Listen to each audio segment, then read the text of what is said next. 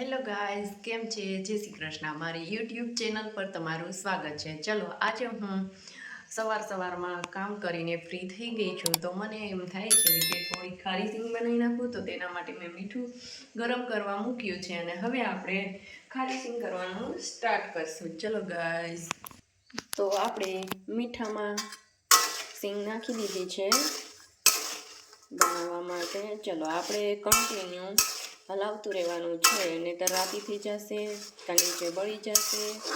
તો આપણે એકદમ મસ્ત દુકાન જેવી ખારી સિંગ બનાવવાની છે. ચલો તો ગાઈઝ, હેલો ગાઈઝ, અમારી થોડીક ખારી સિંગ બનીને તૈયાર થઈ ગઈ છે. જો એ થોડાક પોતરા કાઢ્યા છે, હજી આપણે થોડીક બનાવવાની છે, તો કામ ચાલુ જ છે. A few moments later. આપણી ખારી સિંગ છે તૈયાર. જો તૈયાર ખારી સિંગમાં એને એવી જ થઈ છે. હવે આપણે આમાંથી ફોતરા ઉડાડવાના રહ્યા છે.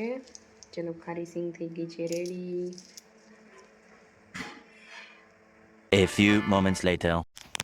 હેલો ગાઈઝ, ચલો આજે આપણે હવે તીખા ગાંઠિયા બનાવવાના છે. તો ખારી સિંગ બનાવી, હવે તીખા ગાંઠિયા બનાવશું, પછી નાયલોન પૌવાનો ચેવડો બનાવશું. તો આજે મારે થોડો આ બધો નાસ્તો બનાવવાનો છે, તો મેં બધું તૈયાર જ રાખ્યું છે.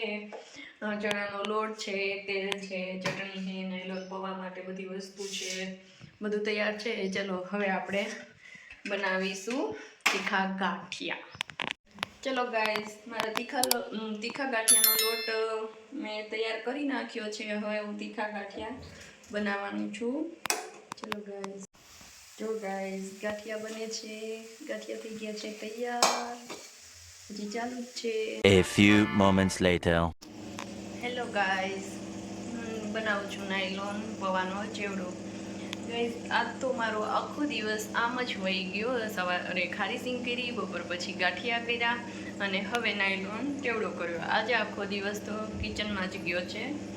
ચલો જુઓ, આજે આખો દિવસ મેં નાસ્તો જ બનાવ્યો છે ગાઈઝ. ચલો તો આવી જાઓ નાસ્તો કરવા. A few moments later.